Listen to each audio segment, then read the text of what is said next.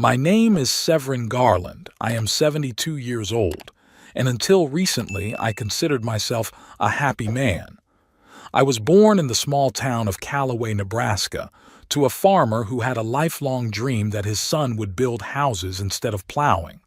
My father was right. I became a civil engineer and worked for 40 years for a company that built shopping centers all over the Midwest. The work was good, steady, and allowed me to support my family and save for my old age. My wife's name was Octavia, a name as rare and beautiful as she was. We met at the University of Nebraska, where she was studying literature and I was studying engineering. Octavia was the kind of woman who could turn an ordinary home into a place you wanted to be. She worked as a librarian at the local school, loved to read, and always knew what book to give a child to make them love reading. She had soft brown hair that she never dyed and a habit of fixing her glasses when she was nervous. We lived together for 47 years. During that time, we had a daughter, Cordelia, our only child, and we poured all our love and hopes into her. Cordelia was a smart girl, studied well, played the piano, danced. Octavia took her to all circles and sections. I helped her with math and physics. We thought we had given her everything she needed for a good life. After college, Cordelia moved to Omaha, got a job at an advertising agency, called every week, came to visit for the holidays. We were proud of her career, delighted when she told us about new projects and accomplishments.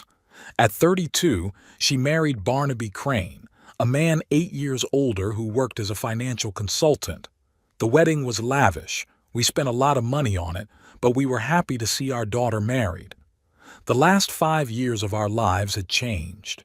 It had been subtle at first, Cordelia calling less often, finding excuses not to come over for Thanksgiving or Christmas. Barnaby was always there when she called, and I could feel her choosing her words as if someone was listening. Octavia was worried, trying to find out what was wrong, but her daughter assured me that everything was fine, just a lot of work. Then Octavia was diagnosed with pancreatic cancer. The diagnosis sounded like a verdict. The doctor said that there was only a year left.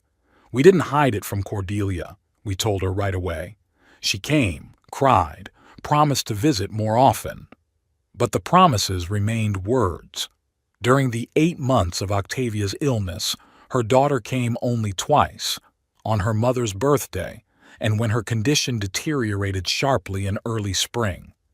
I took care of my wife on my own.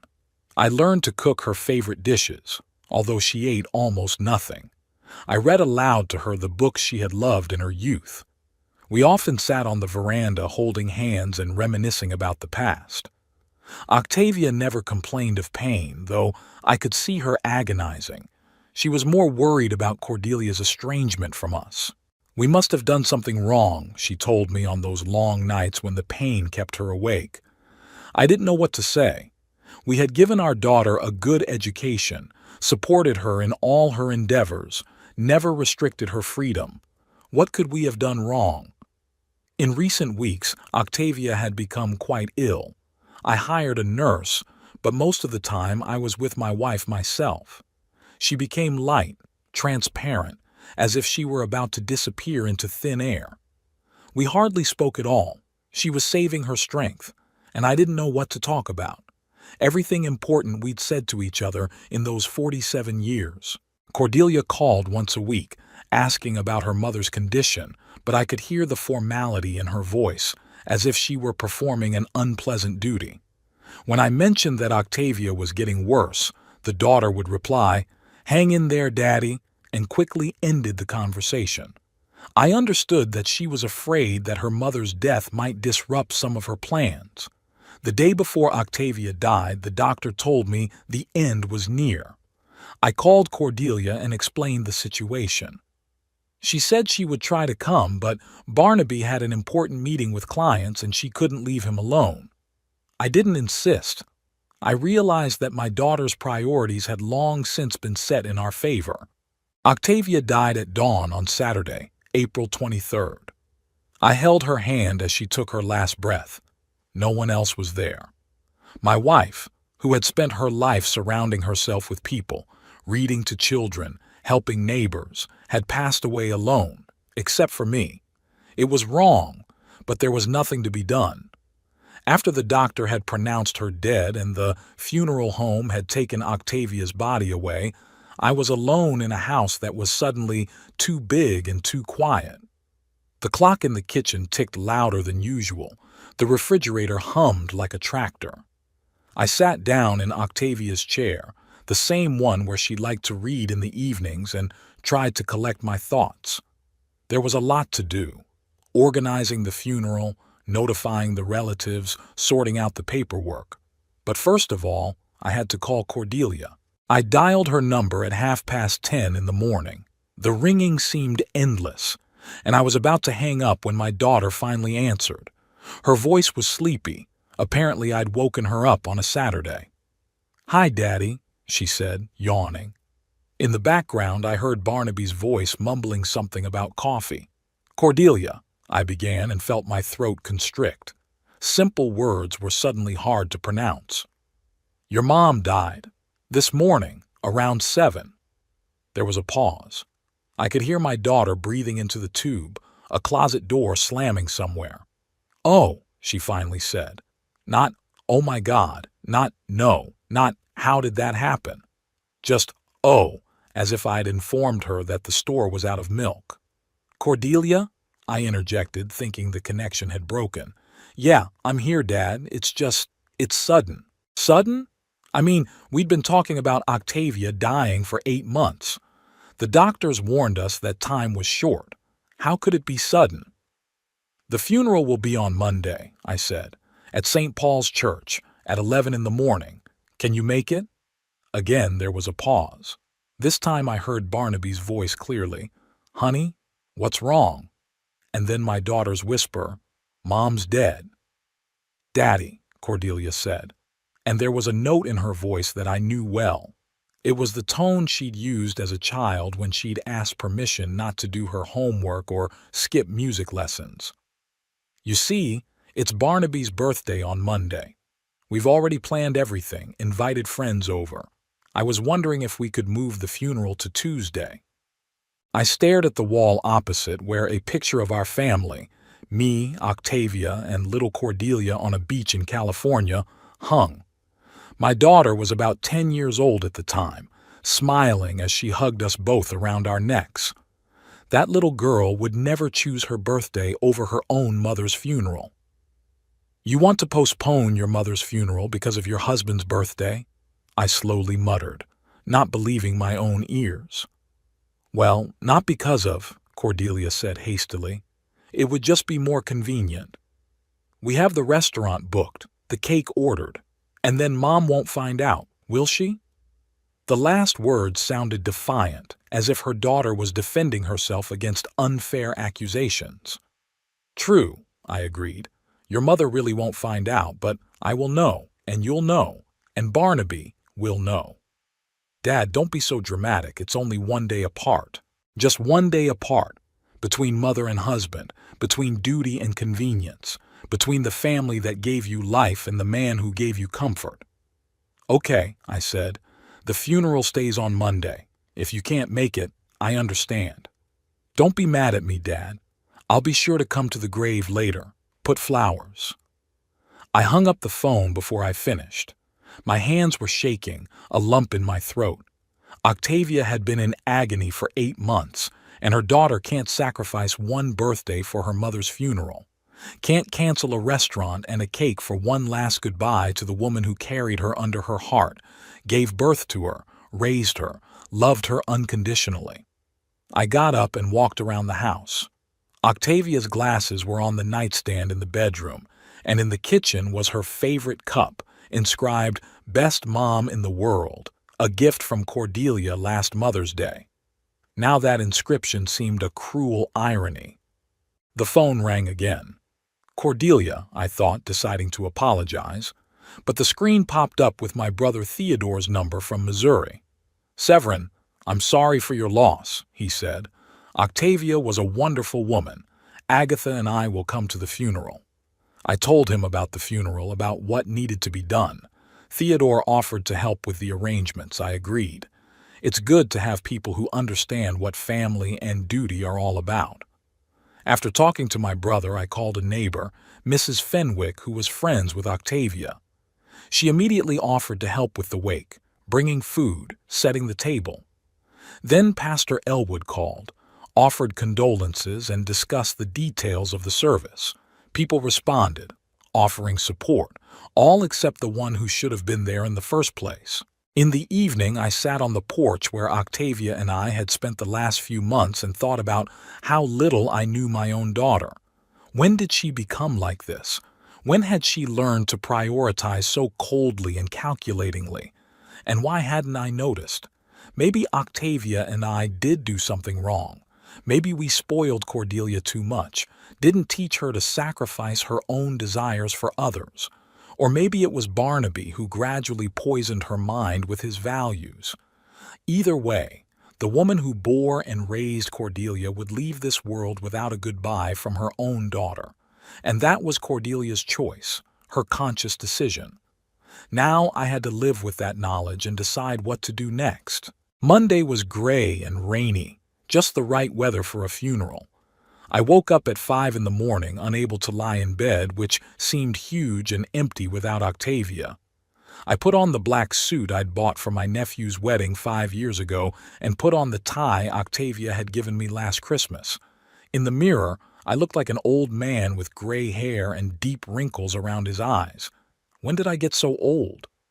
More people gathered at St. Paul's than I expected. Neighbors came. Former colleagues of Octavia's from the school library, women from her book club, couples we'd been friends with. Many worked with her in a charity that helped low-income families buy textbooks. I looked at those faces and realized Octavia had left a mark on so many people's lives. All of them took the time to see her off on her final journey. Brother Theodore came with his wife Agatha and 2 grown sons.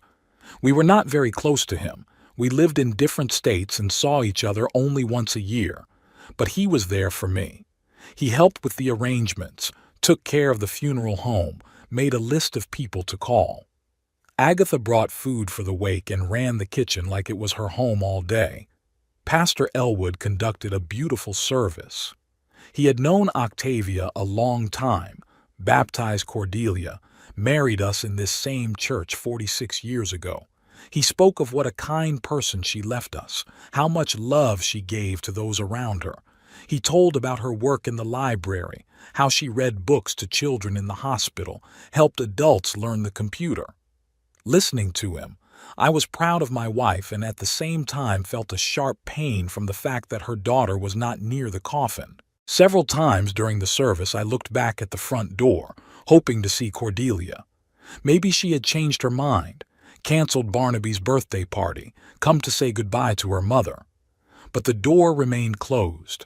The only daughter didn't come to her own mother's funeral. After the service, we drove to the cemetery. The rain intensified. We had to hold umbrellas to keep from getting wet. The coffin with Octavia's body was slowly being lowered into the ground next to her parents' grave. I threw a handful of earth and thought about the fact that in a few years I would be lying next to her. Would Cordelia be standing by my grave then? Or would she have more important things to do again? The wake was held at our house. People ate, told stories about Octavia, shared memories. Mrs. Fenwick recalled how my wife taught her grandson to read when the boy was having trouble in school. A former colleague told of how Octavia organized a collection of books for an orphanage. Each story showed a new side of her, and I realized I didn't know everything about the woman I'd lived with for almost half a century. "Where's Cordelia?" one of the ladies from the book club asked. I thought she was coming. "She had business to attend to," I answered succinctly, and the woman realized it was best not to pursue the topic. By evening, the guests had dispersed. Theodore and his family stayed behind to help put away the dishes and tidy up the house. Agatha put the plates in the dishwasher and tried several times to start a conversation about Cordelia, but I responded with one-word answers. I didn't feel like discussing my daughter even with my own brother. "You know," Theodore said when we were alone in the living room, Sometimes kids disappoint. It doesn't mean we're bad parents. I looked at him. His sons had both come to their aunt's funeral, even though they lived far away and took time off work. One of them had even brought a 2-year-old he barely knew. What could he possibly understand about my situation? Cordelia didn't come to her mother's funeral, I said, chose her husband's birthday. Theodore wrinkled his nose. Really? I thought she had something serious going on. She did. She's forgotten what family is. His brother remained silent. What was there to say? Some things need no comment. After they left, I was alone in the house that was now mine alone. Octavia was gone. Cordelia had shown me that she was kind of gone too. I walked around the rooms, turning the lights on and off, checking the locks. Everything was in its place, but the house seemed foreign. On the kitchen table was a stack of condolence cards, cards from friends and acquaintances who couldn't make it to the funeral. People wrote warm words about Octavia, remembered her kindness and generosity. Reading these letters, I thought about the fact that my wife was loved by many.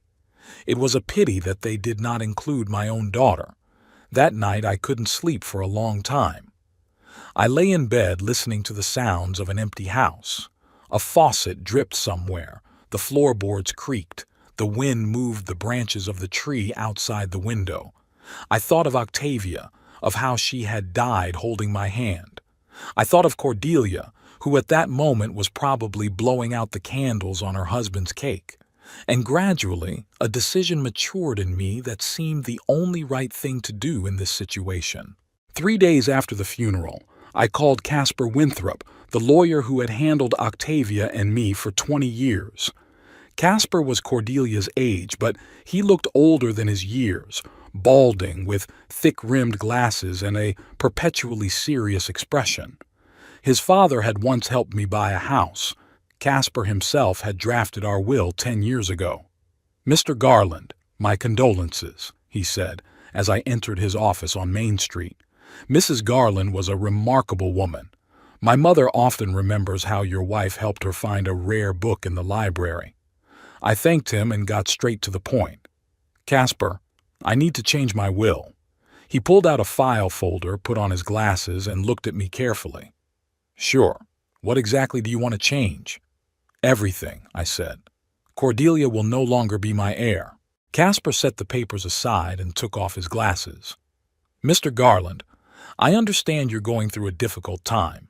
Perhaps you should wait a few months before making any drastic decisions." "My daughter didn't attend her mother's funeral," I said calmly. "Preferred her husband's birthday. I no longer consider her my family." Caspar was silent, apparently mulling over my words. He had known our family for a long time, remembered Cordelia as a little girl who sometimes came to the office with us. "And to whom do you want to leave your inheritance?" he finally asked.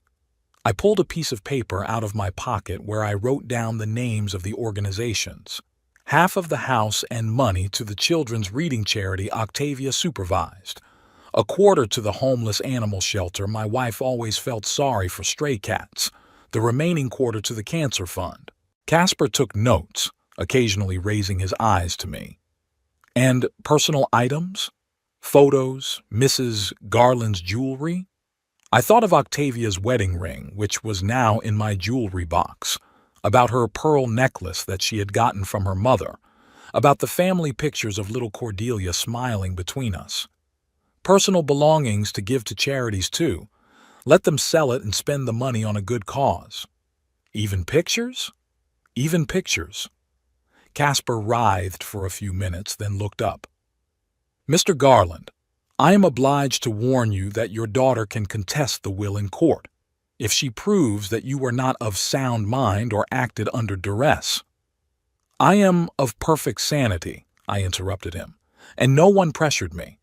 I just think that a man who can't say goodbye to his dead mother doesn't deserve her inheritance." We discussed the details of the new will. Caspar explained how to draw up the documents properly so that they would be harder to challenge. He offered to bring in witnesses, to do a psychiatric evaluation to prove my capacity. I agreed to everything. I wanted my judgment to be legally impeccable. "When will Cordelia find out about the new will?" I asked. "By law, the heirs must be notified within 30 days of the testator's death," Casper replied. "But if you'd like, I can send her a copy now." I shook my head. "No. Let her find out after I die. It would be a fitting surprise." Casper grimaced at my tone, but said nothing. We agreed to meet in a week to sign the final will. Walking out of the lawyer's office, I felt strangely relieved. It was like a heavy weight had been lifted from my shoulders. I wasn't taking revenge on Cordelia. I was simply drawing the logical conclusion from her actions. A person who puts her husband's birthday above her mother's funeral doesn't understand the value of family. Why would such a person want a family inheritance? At home, I sat down at Octavia's desk and wrote a letter. Not to Cordelia. I had no desire to explain myself to her. I wrote to myself, trying to make sense of my feelings. It didn't come out well. I'd never been a writer, unlike Octavia, who sometimes composed poetry. "Darling," I began, addressing my deceased wife, "I changed my will today. Cordelia will no longer get our house and our savings. I know you'd be upset. You always made excuses for our daughter, always believed she'd make it right, but she didn't come to say goodbye to you. Chose cake and a restaurant over your funeral. I can't forgive that." Writing was difficult. Words jumbled, thoughts racing. I crumpled up the sheets and started over, but each time I got the same thing: the pain, the disappointment, the sense of betrayal. In the end, I burned all the sketches in the fireplace. Octavia was dead. She wouldn't read my letters. And I wasn't going to explain my decisions to the living. The next day, Cordelia called. I saw her number on the phone screen and didn't answer. She called back an hour later, then 2 more. Finally, she left a voicemail. "Dad, it's me. I know you're angry, but let's talk. I couldn't make it to the funeral. We really had important plans. But I think about Mom every day. Call me back, please." Important plans. My husband's birthday is more important than saying a final goodbye to my mother. I erased the message without listening to the end. A week later, I signed the new will in front of 2 witnesses, Mrs. Fenwick and Pastor Elwood. Casper read the main points again, making sure I understood the consequences of my decision. The document had been drawn up according to all the rules. It would be very difficult to contest it. "Now, a copy of the will be kept in a safe deposit box," Casper explained, "and the duplicate will remain in my safe deposit box." I shook his hand and went outside. It was a warm May day. Apple trees were blooming and children were playing in the neighboring yards. Life went on despite Octavia's death and Cordelia's betrayal. I had to learn to live in this new reality. The first months without Octavia were the hardest. I would wake up in the morning and out of habit turn to her side of the bed, but no one was there. I brewed 2 cups of coffee instead of 1, bought her favorite yogurts from the store. My brain still hadn't gotten used to the fact that the woman I'd lived with for almost half a century was gone. The house seemed too big for one person. It had 3 bedrooms, a large kitchen, and a living room where we used to have guests. Now there were no guests. I cooked only for myself, and I never went into Cordelia's bedroom, which had stood empty for years. Sometimes I thought about selling the house and moving to a smaller apartment, but then I remembered that, in the new will, the house would still go to a charitable foundation. The neighbors were kind. Mrs. Fenwick brought home-cooked meals, casseroles, soups, pies, every few days. She had been a widow for 15 years and understood what it meant to be alone after a long marriage. Mr. Coleman from across the street helped with minor repairs, and his wife Dorothy invited me over for family dinners on Sundays. "Don't stay home alone," she used to say. "Octavia wouldn't want you to lock yourself away like a hermit." Dorothy was right. Octavia had always been sociable, loved people. She would make me go out, meet new people, find activities to my liking, but it was hard to do it without her. Cordelia called every week. I didn't answer her calls, but I listened to her voice messages. At first she apologized, explained why she couldn't make it to the funeral. Then she got angry, accused me of avoiding her. In one of her messages she said, "Dad, this is stupid. Mom died, but we're alive. We need to support each other, not sulk like children. I know you're upset, but let's get together and talk about it." Support each other. Where was that support when Octavia was dying? Where was that support when I was burying my wife alone? Over the summer, I started gardening. Octavia was always planting flowers, tending roses, growing tomatoes and cucumbers. I never helped her. I thought gardening was a woman's occupation. Now I had to learn on my own. I read books on gardening, watched videos on the internet, asked neighbors for advice.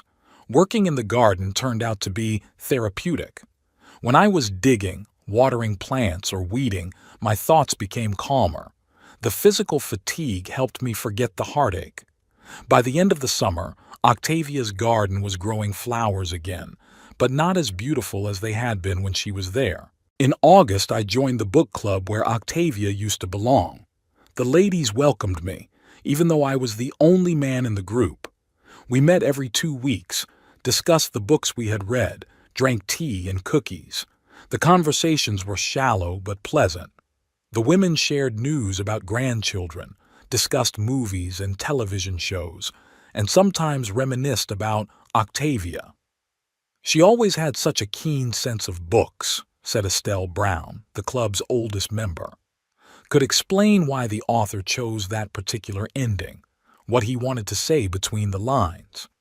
I listened to these stories and discovered new sides of the woman I'd lived half my life with. It turns out that Octavia wrote reviews for the local newspaper, helped aspiring writers edit their manuscripts, even tried to write a novel herself, but didn't finish. In the fall, Cordelia arrived unannounced. I was working in the garden removing fallen leaves when I heard the sound of a car in the driveway. I turned around and saw a familiar blue sedan. My daughter got out of the car, waved at me, and headed toward the house. She looked good, slim, well-groomed, wearing an expensive coat and leather boots. Her hair was shorter than I remembered, and there were faint wrinkles around her eyes. She was 37, but she looked younger. "Hi, Daddy," she said, stopping a few feet away from me. I could sense the uncertainty in her voice. "Cordelia," I replied, leaning on the rake. "What brings you to our area?" "Wanted to talk to you. You're not answering your cell phone." "I don't see what we have to talk about." She wrinkled her nose as if in physical pain.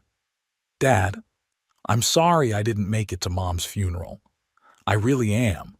But you can't cut off communication because of that." "Yes, you can," I said calmly. "Turns out you can." We stood in the garden that Octavia loved so much and looked at each other like strangers. My daughter, whom I had taught to ride a bicycle, read bedtime stories to, escorted to first grade, stood before me and apologized for not attending her own mother's funeral, and I realized I couldn't forgive her. "Why don't we go inside?" Cordelia suggested. "It's cold outside." I nodded and walked toward the house without waiting for her. In the hallway, she took off her coat and hung it on the coat rack, the same place where Octavia's jacket had once hung. The gesture was so familiar, as if she still lived here. "Do you want coffee?" I asked out of habit. "Yes, thank you." I put the kettle on, pulling out 2 mugs.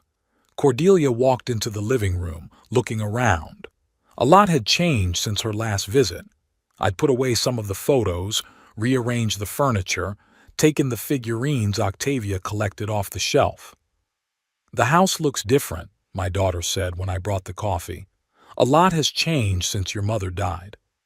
She pressed her lips together. "Daddy, can we finally talk normally, without these barbs?" I sat down in my chair, the same one where I spent evenings with Octavia. "Talk." Cordelia set her mug on the coffee table and turned to me. I realized what I did was wrong. I should have canceled Barnaby's birthday party and come to the funeral. But you know how he is. He doesn't like it when plans change at the last minute. I know, I agreed. Barnaby doesn't like it when something doesn't go according to his script. Don't say that. He's a good man, just organized. Organized. A good word to describe a man who wouldn't let his wife say goodbye to her dead mother. Tell me about that day, I asked. About Barnaby's birthday. Cordelia looked confused. What exactly? Everything. How the celebration went. Was he happy? She was quiet for a moment, apparently trying to figure out where I was going with this. We went to a restaurant with some friends, ordered a cake. Barnaby got presents: a watch from me, a golf book from Jeremiah, a bottle of whiskey from Stuart. Just an ordinary birthday. And were you happy? What do you mean? Just answer. Were you happy the day your mother was buried? Cordelia turned away to the window. It was starting to get dark outside. The streetlights were being turned on. I've been thinking about Mom. All day long I've been thinking about her. But she didn't come. She didn't come, she repeated quietly, and I regret it. Do you regret not coming, or do you regret that I'm angry with you? The question sounded harsher than I'd planned. Cordelia turned to me and I saw tears in her eyes. I wish I hadn't come, she said. I really do, Daddy, if it were possible to get that day back. But you can't. You can't, she agreed. But you can fix things between us. We're a family. Family. The word sounded strange in her mouth. When was the last time she'd acted like family? When she didn't call out of courtesy, but because she missed you. When had she come over just to spend time with her parents? Family isn't just blood, I said. It's loyalty, mutual aid, a willingness to sacrifice your own interests for your loved ones. You've shown that you have other priorities. I have a husband, a life of my own. That's fine. That's fine. But then don't talk about family. Cordelia stood up and started pacing the room. What do you want me to do, Dad? For me to divorce Barnaby, move in with you, devote the rest of my life to you? I want you to be honest, with yourself and with me. I am honest. Then tell me, if I died tomorrow and Barnaby had an important client meeting the day after tomorrow, would you come to my funeral? The question hung in the air. Cordelia stopped in the middle of the room and stared at me. I could see her thinking, weighing the answer. And that was the best characterization of our relationship. A daughter couldn't answer offhand whether or not she'd come to her father's funeral. Of course I would come, she finally said, but her voice sounded unconvinced. Of course, I repeated, like you came to your mother's funeral. She sat back down, covering her face with her hands. Dad, I don't know what to say. Yes, I did wrong, but people make mistakes. Some mistakes can't be undone. So, you'll never forgive me? I looked at my daughter, a grown woman who was crying in her late mother's chair. Cordelia, whom Octavia and I had loved so much, whom we had given the best years of our lives to, who had grown up to be a stranger. I'll forgive you, I said, when you realize exactly what you've done. I understand. No. You understand that I'm angry. They're different things. Cordelia spent another hour trying to convince me to resume communication. She talked about her job, her future plans, how Barnaby had gotten a promotion. I listened politely, answering one-word answers. Finally, she realized the conversation had reached a dead end. I'll go, my daughter said, getting up. But I'll call and come over. Sooner or later, you'll thaw out. After she left, I sat in the living room for a long time, thinking about our conversation. Cordelia genuinely thought she had made a minor mistake that could be fixed with an apology and time. She didn't realize that choosing between her husband's birthday and her mother's funeral wasn't a mistake, but an indicator of character.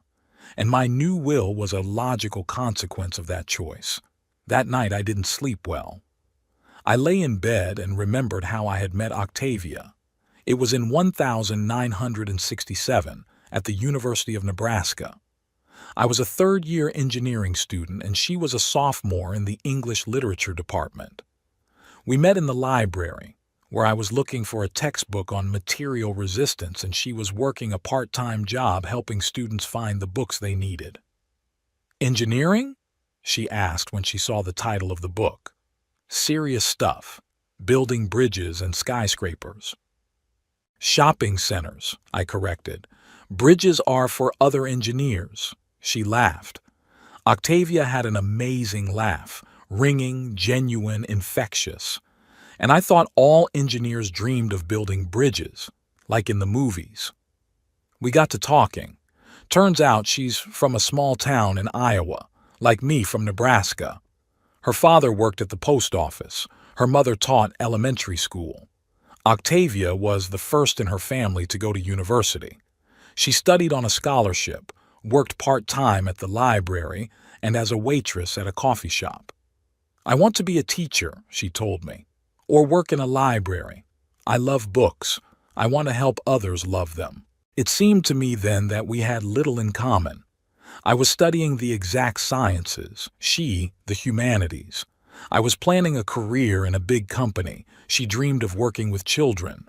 But something about her attracted me, maybe the sincerity with which she talked about her plans, or the way her eyes lit up when she talked about her favorite books.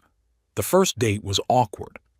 I asked her to the movies to see a movie with Paul Newman, but I was silent the whole way, not knowing what to talk about.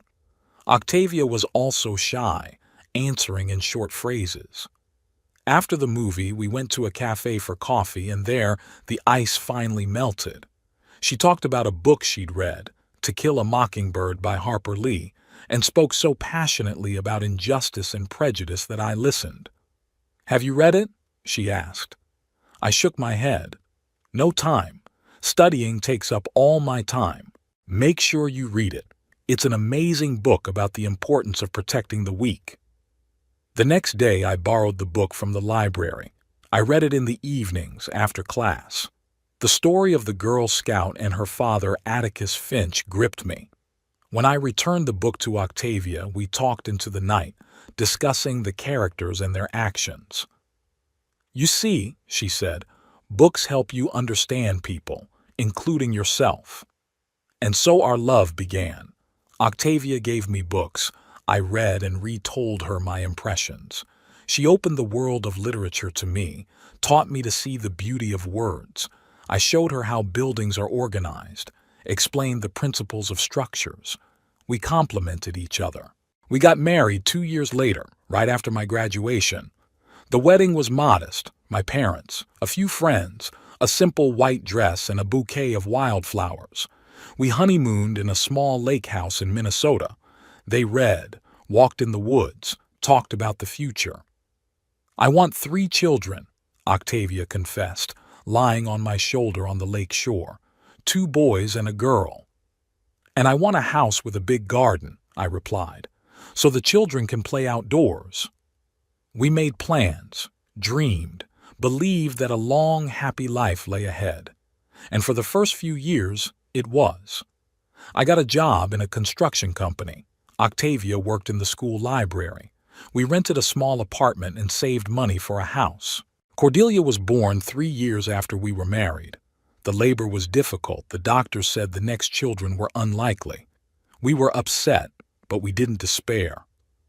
"But we will give all the love to one," said Octavia, holding her newborn daughter to her chest. And we did give her all our love. Cordelia was the center of our world. When she was sick, we took turns at her crib. When she started school, we helped her with her homework. When she got into music, we bought a piano and paid for lessons, even though money was tight. "She's going to be special," Octavia said as she listened to Cordelia play a children's piece. "I have a feeling she will be." Octavia was right. Cordelia was indeed special, smart, talented, beautiful. She did well academically, participated in school plays, had many friends. We were proud of our daughter, taking her to all the events, supporting her in all her endeavors. When Cordelia entered college, we felt like successful parents. We gave our child a good upbringing and education, prepared her for independent life. She left to study marketing in Omaha. We were left alone in an empty house. "It's just us again," Octavia said the day her daughter left. "Just like in the beginning," I replied, hugging my wife. "We thought we had many more years together ahead of us, that we'd grow old side by side, babysitting grandchildren, traveling in retirement. We didn't know that in 15 years Octavia would die of cancer and Cordelia wouldn't come to her funeral." Lying in bed that sleepless night, I tried to figure out where we'd gone wrong. Maybe we'd spoiled our daughter too much, not teaching her the value of family? Or was it Barnaby who'd changed her character? Or maybe Cordelia had always been selfish. It just wasn't as noticeable when she was a child. I never found the answer. All I knew was that the girl who'd grown up in our house and the woman who'd sat in the living room yesterday were different people, and my new will reflected that sad reality. Barnaby Crane came into Cordelia's life just as Octavia's first health problems began. That was 4 years ago. Her daughter was 33, working at an advertising agency and renting an apartment in a nice neighborhood in Omaha. She'd had relationships with various men before, but nothing serious. Octavia and I were beginning to worry that daughter would stay single like this. "Met an interesting man," Cordelia reported in one of our weekly phone conversations. "Name's Barnaby, works as a financial advisor, very smart and successful." Octavia rejoiced. "When are we going to meet him?" "Soon," her daughter promised. "He works hard, but I'll be sure to bring him around." Barnaby did work hard. When Cordelia finally brought him to us, it was clear why.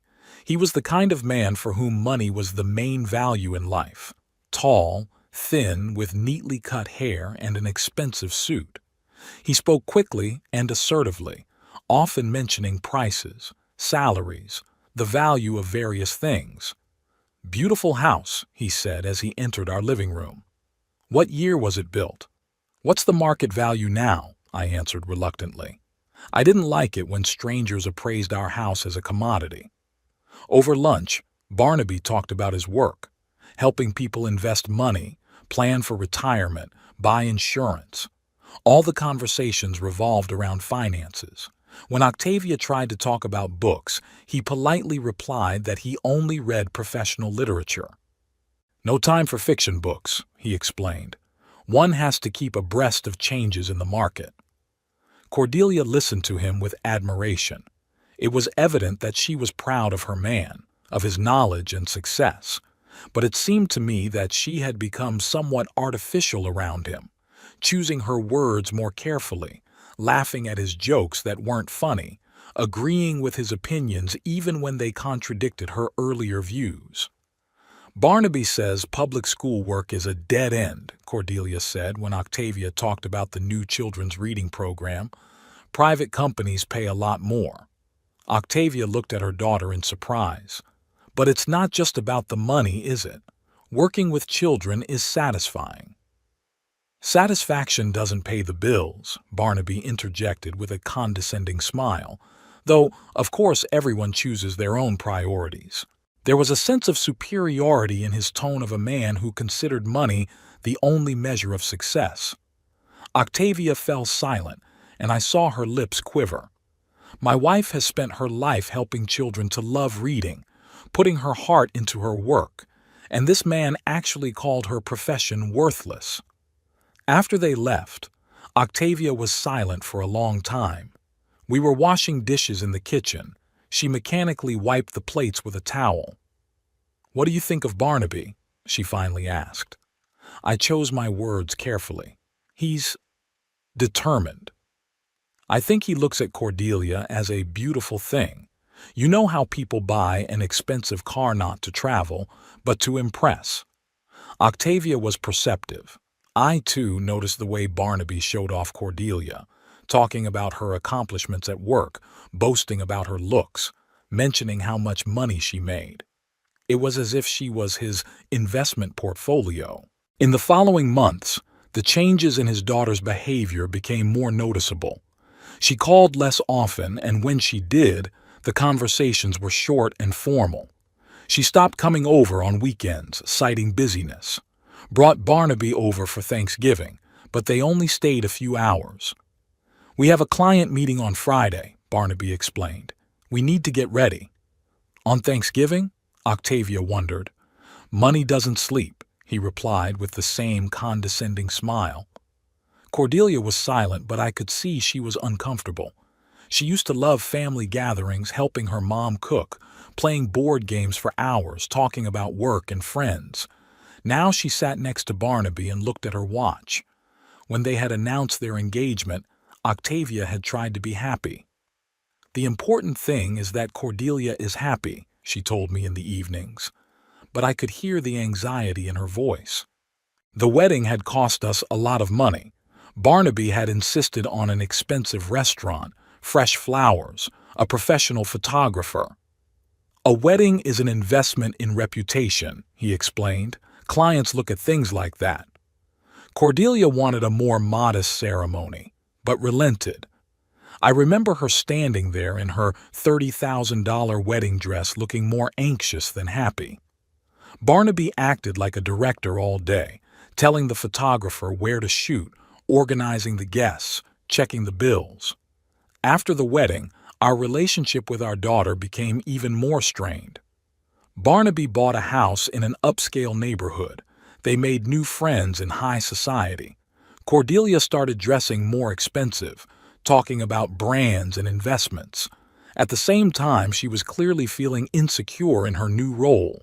"Barnaby signed me up for the country club," she recounted during rare phone calls. "They play golf and tennis there. You have to buy special clothes." "Do you like golf?" Octavia asked.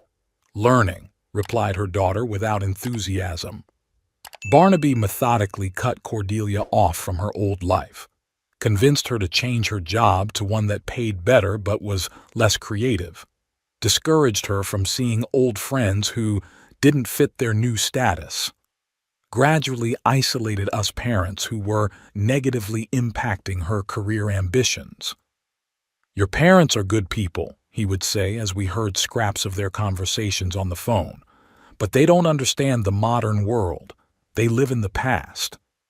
The worst part was that Cordelia was beginning to agree with him. The woman who had grown up in a home full of love and support had become ashamed of her background. She stopped telling new acquaintances that her mother worked in the school library and her father built shopping centers. When Octavia was diagnosed with cancer, Cordelia came and cried. But within a week, Barnaby began hinting that visiting her parents too often was interfering with her work and their social life. Gradually, the visits became less frequent, the calls shorter. "She's afraid," Octavia tried to justify to her daughter. "Death scares young people." But I realized it wasn't about fear of death. The point was that Barnaby had reformatted Cordelia's value system. Family had become a hindrance to her career, her mother's illness an inconvenient circumstance that disrupted her plans. And the final chord was the choice between her husband's birthday and her mother's funeral. A choice that showed who my daughter had become under the influence of a man for whom people were only assets in a personal balance sheet. In the spring of this year, a month before Octavia's death, Cordelia gave us the news that finally set the stage. She called on a Wednesday evening as I was spoon-feeding Octavia. She was barely able to eat on her own anymore. "We have news," the daughter said after the usual questions about her mother's health. "Barnaby got a job offer in Denver, a very good offer." Octavia, who had been lying in bed with her eyes closed, opened them and looked at me. I put her on speakerphone so she could hear the conversation. "Congratulations," I said gently. "Are you planning on moving too?" "Of course. I have prospects there too. Barnaby's already made arrangements with an agency. The salary will be 1.5 times as much." Denver was an 8-hour drive from our little town. In fact, that meant we'd see our daughter at most once a year. "When's the move?" Octavia asked in a weak voice. "July. We have to sell the house, find a new one, do the paperwork. Lots of things to do." July. 3 months from now. Octavia might not live to see her daughter move in, but even if she did, She'd spend the last weeks or months of her life separated from her only child. Cordelia, Octavia said, pulling herself together, can't we postpone the move? You see, I might not have much time left. There was a pause. I could hear my daughter breathing into the tube, music playing somewhere in the background. Mom, you realize this is a once-in-a-lifetime opportunity for Barnaby. Offers like this happen once in a lifetime. We can't because you're sick, because of your illness. As if cancer were Octavia's whim, an inconvenience that interfered with her son-in-law's career plans. Of course, Octavia replied quietly. I understand. We'll be visiting, Cordelia hastened to add. For holidays, for weekends. It's not a long plane ride. It's a short plane ride. But we all realized that the cancer-stricken woman wouldn't wait to visit for the holidays. After that conversation, Octavia hardly spoke for days. She lay in bed, staring at the ceiling, sometimes crying quietly. I tried to comfort her, saying that young people have the right to build their own lives, but we both knew the truth. Cordelia was leaving her dying mother for money. I want to write her a letter, Octavia said one morning. One last letter. I brought her a notebook and pen. She wrote slowly, stopping often to rest. She started again several times, crumpling the pages. Finally, she finished and handed me the letter. Read it, she asked. I read aloud in a trembling voice. My dear Cordelia, when you were born, I held you in my arms and thought there was nothing in the world more important than this little miracle. Daddy and I gave you all our love, hoping to raise a good man. Probably we were wrong somewhere, but I still love you and will always love you. I wish you happiness in your new life. Try to remember us sometimes. Your mom. Will you send it? Octavia asked. I nodded, though there was a lump in my throat. The letter was a farewell, a mother saying goodbye to her daughter who was leaving before she died. Cordelia replied a week later. Short, formal. Thank you for the letter, Mother. I love you too. Take care. Not a word about postponing the move. Not a hint of understanding of what was going on. In May, they visited for one day. Cordelia brought papers to sell the house, showed Octavia pictures of the new town. Barnaby talked about the new job, the career opportunities, how they were taking it to the next level. Are you going to miss us? Octavia asked. Of course, my daughter replied, but I could see she was thinking about something else, about boxes to be packed, papers to be processed. They left in the evening. Cordelia kissed her mother on the forehead goodbye. I'll see you soon, she said. But we all knew that wasn't true. She's afraid to see me, Octavia said as the car disappeared around the corner, afraid to watch me die. Perhaps Octavia was right. Perhaps Cordelia was indeed afraid. But fear was no excuse for indifference. Loving children don't abandon dying parents, even if it's scary. In June, Cordelia called once a week, asked about her mother's health, told her about preparations for the move. Her voice sounded detached, as if she were performing an unpleasant duty. When Octavia asked to talk about the new house, her daughter answered in a monosyllabic voice. I think I'm already dead to her, my wife said after one such conversation. I didn't know what to say back, because she was right. Cordelia had mentally buried her mother already, cut her out of her new life.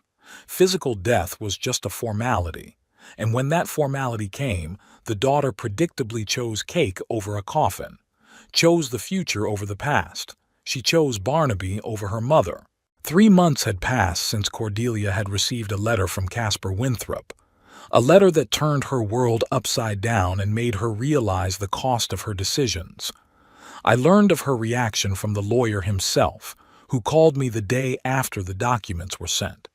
Mr. Garland, Caspar said, and you could feel the tension in his voice. Your daughter called me yesterday. She was very upset. I waited silently for him to continue. She demanded an explanation, accused me of influencing your decision. Then she started threatening to sue, saying she'd prove your dementia. The conversation was unpleasant. "I'm sorry you had to listen to that," I said. "Cordelia doesn't handle uncomfortable news well. She said she's coming to see you. Be prepared for an emotional conversation." Casper was right. Cordelia arrived that same evening.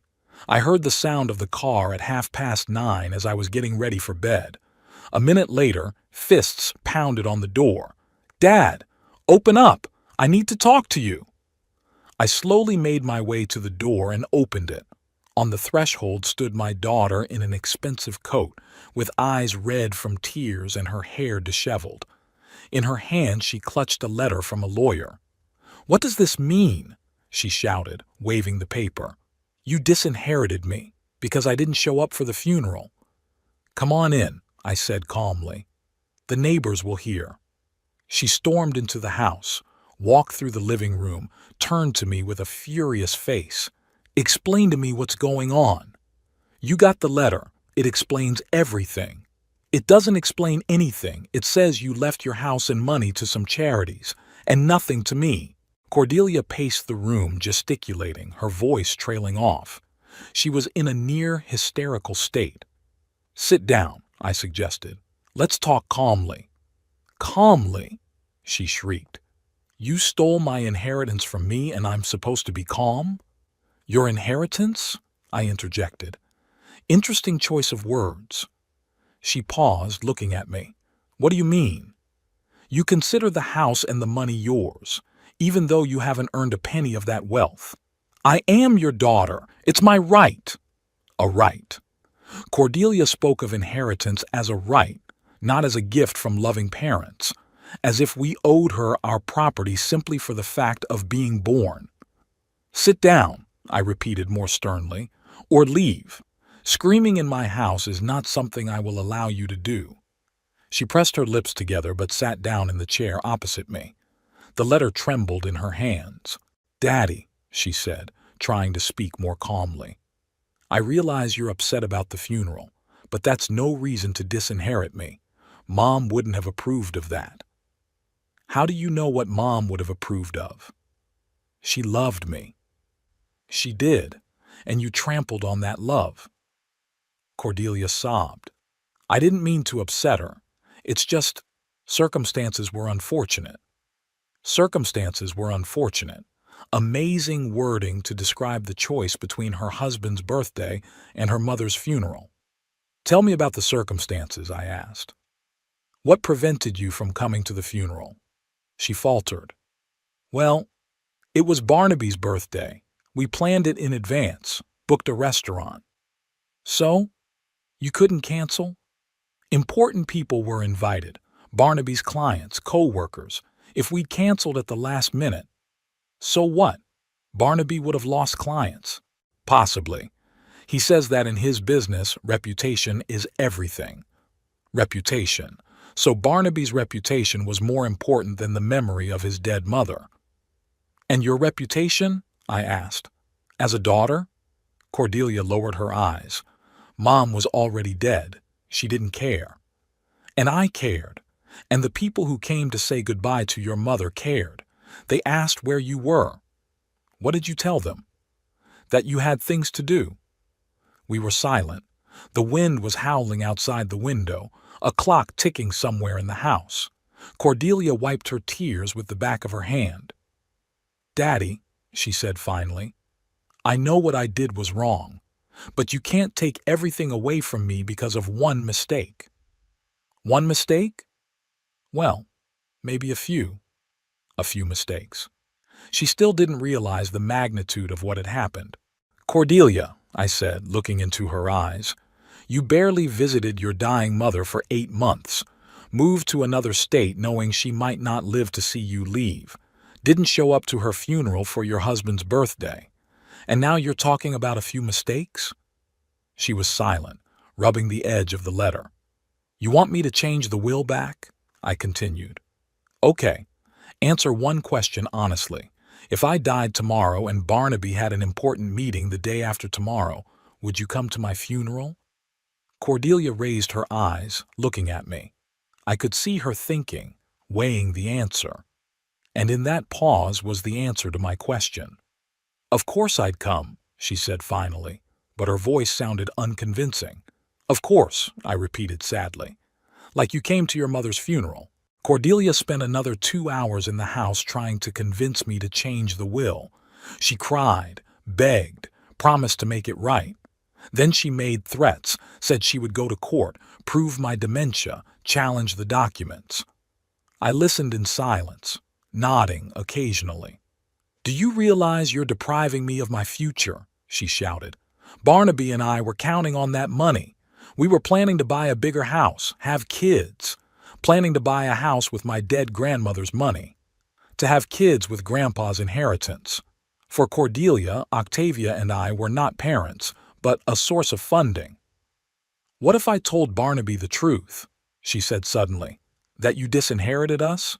He might want a divorce. I looked at my daughter, a grown woman who was afraid her husband would leave her for money. So what? Wouldn't that show what kind of man he is? He's good. Just practical. Practical. A good word to describe a man who married a woman for her future inheritance. Cordelia, I said tiredly, go home. Think about our conversation. I'm not leaving until you promise to change your will. Then you can stay for life. She got up, walked across the room, stopped at the fireplace where the photograph stood, picked up a picture of her as a little girl sitting on Octavia's lap. Do you remember when my mother used to read me fairy tales? She said quietly. Every night. Cinderella, Sleeping Beauty. I remember. And how you taught me how to ride a bicycle, running beside me, holding the saddle. I remember. We were a happy family, weren't we? I look at the picture in her hands. Octavia is smiling, hugging little Cordelia. Both of them look serenely happy. We didn't know then that the blonde-haired girl would grow up and not come to her mother's funeral. We were, I agreed, but you were a different person then. I'm the same. No, that girl wouldn't have chosen a cake over a coffin. Cordelia put the picture back up, turning to me. What would it take for you to forgive me? Finally, the right question. Not how to get the inheritance back, but how to earn forgiveness. Become the person you were, I answered, to remember what family is. But how? Tell me specifically, I thought. How do you explain the basics of humanity to an adult? Divorce Barnaby, I said finally. Cordelia recoiled as if I'd slapped her. What? You heard me. Divorce the man who turned you into this. I can't. I love him. Or love the comfort he provides. She opened her mouth to object, but no words came out. We both knew the answer. Barnaby didn't make you miss the funeral, I continued. You chose his birthday yourself, but he created a value system where money was more important than people, and you accepted that system.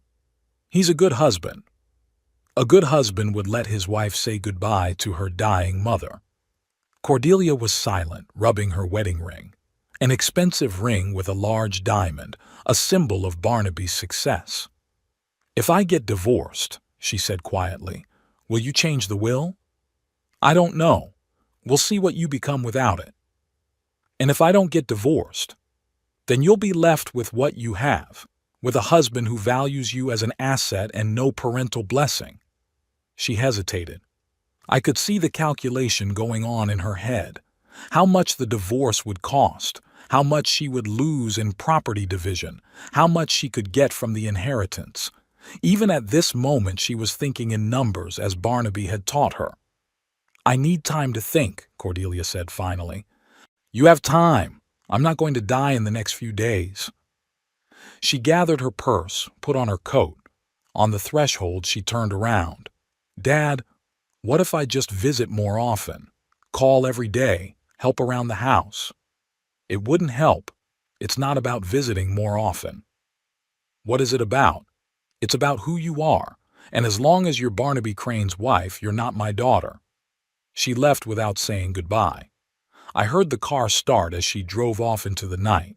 Perhaps forever. The next day I got a call from Barnaby. His voice sounded strained but polite. Mr. Garland, I need to talk to you. Go ahead. Cordelia told me about the will. I think we can find a compromise. Compromise. The word sounded like a business proposal in his mouth. What kind of compromise? I asked. You see, we're willing to change a few things. Cordelia will visit you more often. We can help with the house, with the garden, maybe even move back to Nebraska if it would help restore family relations. Barnaby spoke with the tone of a businessman offering a deal. Visit his father in exchange for an inheritance. Move to another state for money. And what are you personally willing to change, Mr. Crane? I asked. A pause. What do you mean? You wouldn't let your wife say goodbye to your dying mother for your own birthday. What are you willing to do to remedy that? I didn't forbid Cordelia to go, he answered cautiously. It was her decision. Under your influence. Mr. Garland, I understand you're upset, but let's be practical. You can't change the past. You can only build the future. Practical. He was suggesting I be practical about his wife missing her own mother's funeral. The future has already been built, I said.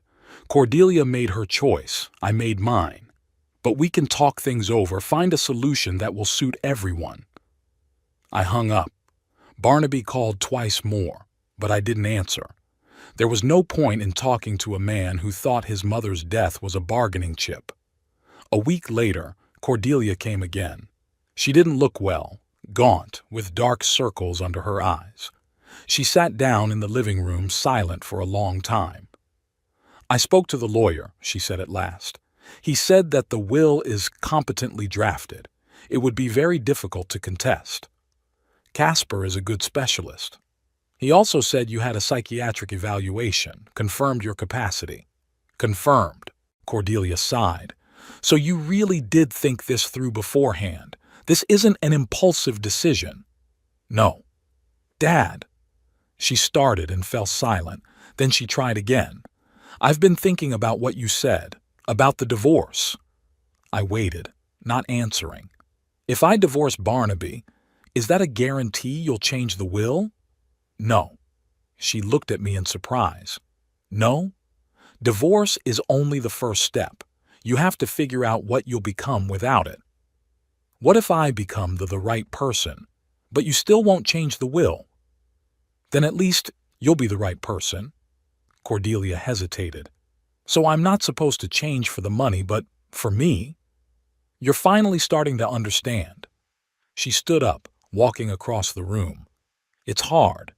I've been living differently for 4 years now. I've gotten used to a certain standard of living, to people, to ways of thinking. Used to putting money before people. Yeah, she agreed quietly. I guess so. The first honest admission in a long time. Barnaby's very upset, Cordelia continued. Says that if I don't resolve the inheritance issue, it will affect our marriage. Is he threatening divorce? Not directly, but he's hinting. And how do you feel when he says that? Cordelia paused at the window, looking out at the garden where I was trying to keep Octavia's flowers alive. Fear, she admitted. Fear of being alone. No money, no status, no familiar life. And love? Love of what? Do you feel love for a husband who threatens to leave you for money? A long pause. I don't. I think I've forgotten what love is. It was the most honest thing Cordelia had said in all our conversations. Mom loved you, I said, unconditionally, without demands, without conditions, even when you disappointed her. I know. And I loved, up to a point. And now? I looked at my daughter, a woman lost in someone else's values and trying to find her way home. Now I'm waiting to see who you become, I said, whether my daughter will return or forever be Barnaby Crane's wife. It's been 6 months since that conversation. It's March. The snow is melting outside my window, and the first sprouts of the tulips Octavia planted in the garden are sprouting. I sit at her desk and write these lines, not for anyone, but for myself, trying to make sense of what has happened to our family. Cordelia divorced Barnaby in December. The process was painful. He took half of their joint property, including a house in an upscale neighborhood.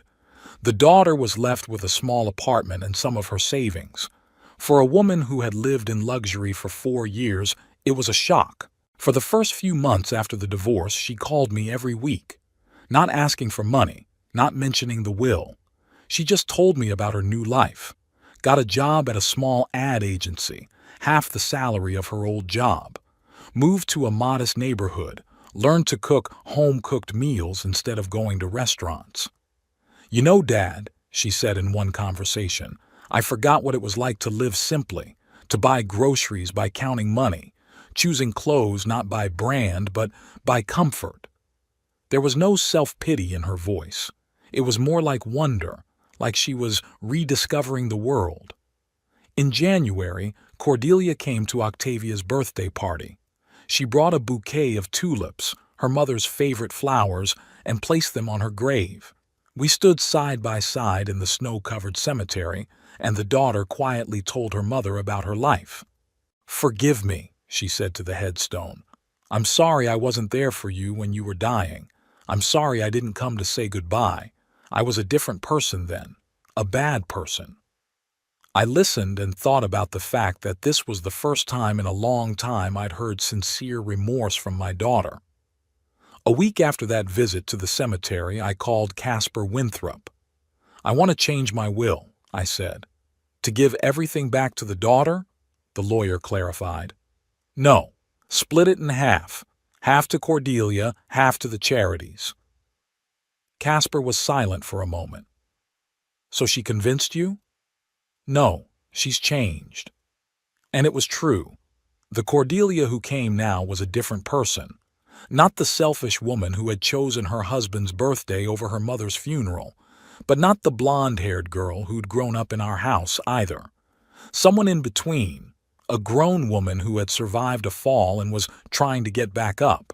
In February, she took a volunteer job with the same children's reading foundation to which I had bequeathed part of my inheritance.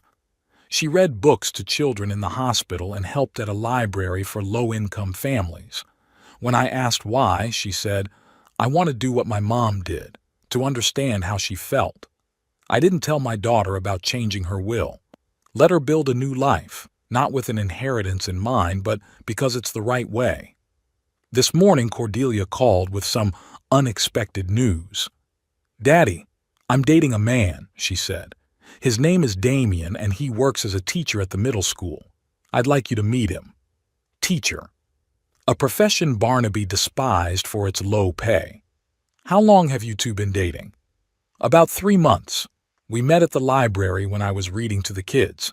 He volunteers there too. And he knows about our situation." "About the divorce?" "Yes. He knows about the will too. I told him the whole truth, both about my mom's funeral and about you disinheriting me. He said he understood you. Understands me. So this Damien is a man who values family ties over money." "He's a good man," Cordelia continued. "Kind, honest, doesn't make a lot of money, but he loves his job. Reminds me of you when you were young." This last was the highest praise from a daughter who had once been ashamed of her background. "Come on over," I said. "We'll get acquainted." After the conversation, I sat in silence for a long time, thinking of the vicissitudes of fate. A year ago, Cordelia had been married to a rich man, living in luxury and not attending her mother's funeral. Now she was volunteering, dating a teacher and calling her father every week. Which version was the real one? Maybe both. Maybe there are several versions of oneself living in every person, and circumstances determine which one will take over. Barnaby brought out Cordelia's worst qualities: greed, vanity, indifference to those closest to her. The loss of her husband and status had forced her to search for the best parts of her nature. I got up from the table and walked to the garden. Spring would soon be here, and new flowers would have to be planted. Octavia had made a tradition of planting something new next to the old perennials every year. "Life must be renewed," she used to say. Maybe she was right. Maybe families need to renew themselves too, to forgive mistakes, to give second chances, to believe in people's ability to change. Octavia always believed in the best in people. Even in the last days of her life, she justified Cordelia, hoped she would be reformed. Standing in the garden among the barely budding sprouts, I made a final decision. When Cordelia arrived with her teacher, I would tell her about the new will, that she was my daughter again and therefore entitled to part of the family inheritance. But not all of it. The other half will go to charitable foundations, as a reminder that money should serve people, not the other way around. It would be a lesson Cordelia would remember for the rest of her life. The sun was shining brighter, the snow was melting faster. Spring was coming to our little town in Nebraska, bringing with it the hope of renewal. And I felt, for the first time in a long time, that our family had a future. Octavia would be pleased. Her daughter had finally come home. It's been a year since I wrote this story. I'm now sitting on the same veranda where I spent the last few months with Octavia, looking out at the garden which has blossomed again. Cordelia comes every weekend, helping to tend her mother's flowers. We work in silence, each of us thinking about our own things, but the silence is no longer burdensome, it's healing. Damien turned out to be exactly as I'd imagined him from my daughter's stories.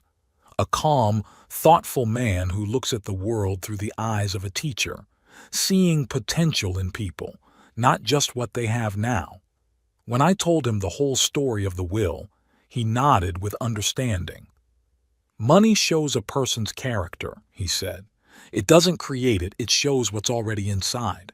They married in the fall. A modest wedding in the same church where Octavia and I had been married, where she had been buried the year before. This time it was different simple flowers from our garden, $100 dress instead of $30,000, a homemade cake instead of a tiered cake from a pastry chef. But Cordelia glowed with happiness in a way she hadn't at her first wedding. "You know, Daddy," she told me at the father-daughter dance, "back then I was marrying status and opportunity. Now I'm marrying a person."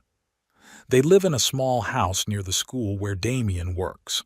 Cordelia runs a children's reading program at the same library where her mother once worked.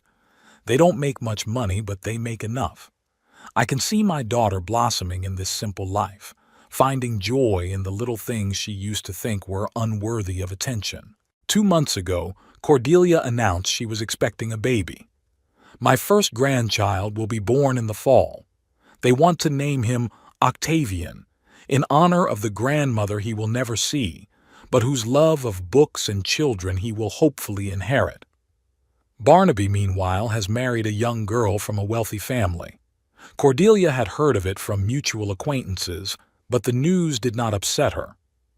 "He's found what he was looking for," she said calmly, and I realized that my daughter had finally healed from her past. Reflecting on the experience, I realized a few important things. First, family is not about blood, but about choice. Every day we choose whether to be a family or just people connected by kinship. Cordelia chose not to be my daughter for 4 years, and I chose not to be her father a year ago. Both of us had that right. Secondly, money really shows a person's character, not to spoil or improve, but to reveal what's hidden inside. The inheritance was a test for Cordelia, and she failed it. Losing the inheritance was another test, and she passed it. Third, it is never too late to change if there is a sincere desire to change. Cordelia was 37 when she decided to become a different person. Many people her age already consider their character to be formed, but she proved that this was not the case. Finally, and most importantly, forgiveness is not a weakness, but a strength. A year ago, I thought I was being principled by disinheriting my daughter, but really I was just hiding behind pride. Real integrity is giving people a second chance when they deserve it. Octavia knew that better than I did. All her life she believed in the ability of people to change for the better. Working with children, she had seen a bully boy become an excellent student and a shy girl become a class leader. People grow throughout their lives, she told me. Only adults forget that. I'd forgotten, but Cordelia reminded me. Now, sitting in the garden where Octavia's roses bloom and our cat, Cordelia gave him to me for Christmas, plays, I feel peace. Not the kind of peace that comes from a justly executed retribution, but the kind of peace that comes from a healed family. A daughter has found herself. A grandson is growing in her belly. The money Octavia and I have saved all our lives will go to the continuation of the family and to the people who need it. The circle has closed just right. Sometimes in the evenings, as the sun sets behind our neighbors' houses, I think of Octavia sitting next to me on the veranda, not as a ghost, but as a memory of love surviving death, family surviving betrayal, and hope surviving despair. My wife was right. People are capable of change. And families, too, are capable of resurrection if there is patience to wait and wisdom to forgive. The story ended well. Not the way I had planned a year ago, but the way it should have been.